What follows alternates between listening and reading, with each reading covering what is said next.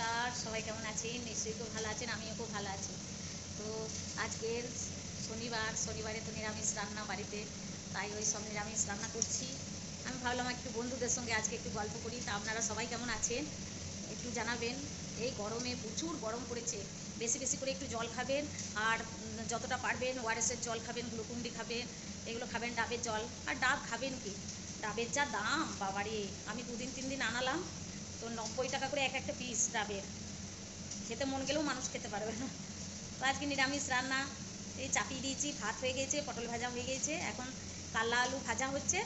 আর কী বলে, পোস্ত হচ্ছে। তারপর এখনও বেগুন, বরবটি, আলু, বড়ি দিয়ে একটা কোনো সবজি হবে। এই গরমে আর পারা যাচ্ছে না। আমি ভাবলাম বন্ধুদের সঙ্গে একটু গল্প করি, ক্যামেরাটা একটু অন করে দিয়ে গল্প করি।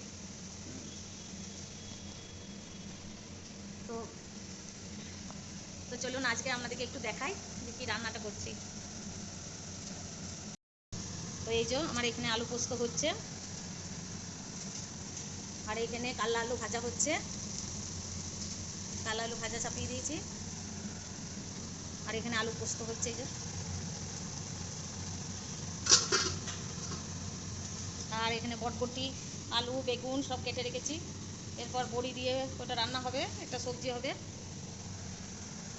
কী করবো আর রান্না কি করব, রান্না রান্না হয়ে গেছে মরণ। দুবেলা রান্না করাই ঝামেলা। আর এই যে ভাত হয়ে গেছে, ভাত কমপ্লিট, পটল ভাজা কমপ্লিট। আর যা গরম পড়েছে বন্ধুরা, কি বলবো, কিছু বলার নাই। তো হ্যালো বন্ধুরা, তোমাদের সঙ্গে গল্প করতে করতে একটু রান্নাটাও সেরে নিই। তো আমার আলু পোস্ত নেমে গেল। তো এবার এই যে বড়িটা ভাজছি, বড়িটা ভেজে তুলে নিয়ে এবার বেগুনের সবজিটা চাপাবো। এই যে আমার পোস্ত হয়ে গিয়েছে। আমাদের টোটাল নিরামিষ খাই শনিবারে। এই যে কাল্লা আলু ভাজা হয়ে গিয়েছে।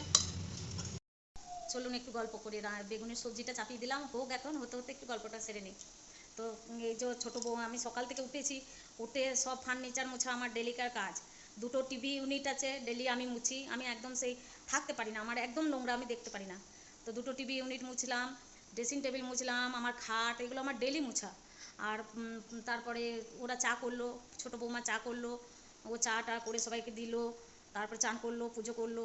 বড় বৌমা ফুল তুললো, তুলসী মন্দির ধুলো, ঠাকুরের বাসনগুলো ধুয়ে দিল। আর আমি এদিকে সব কাজ সেরে, বাসি কাজ, আশের কিচেনটাতে গেলাম একবার। আশের কিচেনে যেয়ে আশের কিচেনটা পরিষ্কার করে দিয়ে এলাম। বাড়ি মানে বাইরে যে কাজ করে, ও একটু সগড়ি বাসনগুলো ধোয়, তো সেগুলো ওকে সব নামিয়ে দিয়ে এলাম। ও ধুয়ে দিয়ে গেল। আর আশের কিচেনটাও পরিষ্কার করে দিলাম। তারপরে আবার এইদিকে চান টান করে আবার এই নিরামিষ কিচেনে আবার ঢুকলাম, কারণ আমার আঁশ আর নিরামিষ 2টো কিচেন।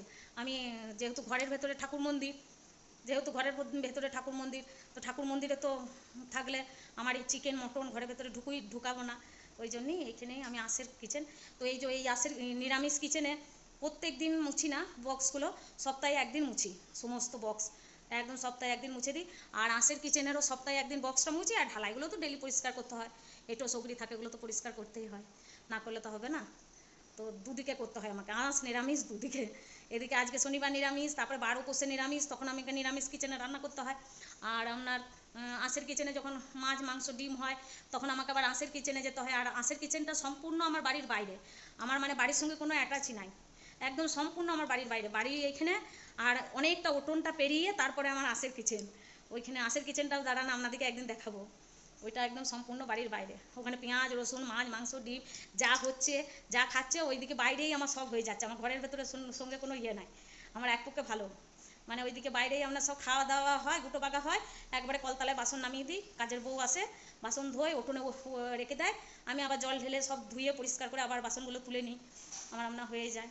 আর এটা নিরামিষ কিচেন। নিরামিষ কিচেনটা সকালে কাপড় ছেড়েই, বাসি কাপড় ছেড়েই একদম চাটা খাওয়া হয়ে যায়, তখন পরিষ্কার করে ঢালাই ফেলাই মুছে দিই। এখানে চা হয়, দুধ গরম হয়।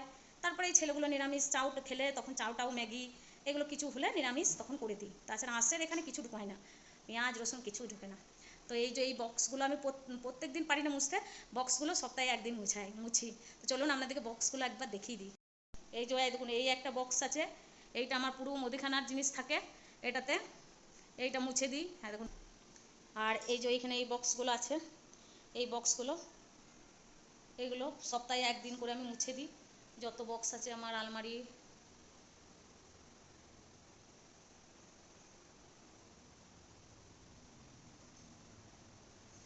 প্রত্যেক দিন মুছতে পারি না, সপ্তাহে একদিন মুছে দিই, কি করব।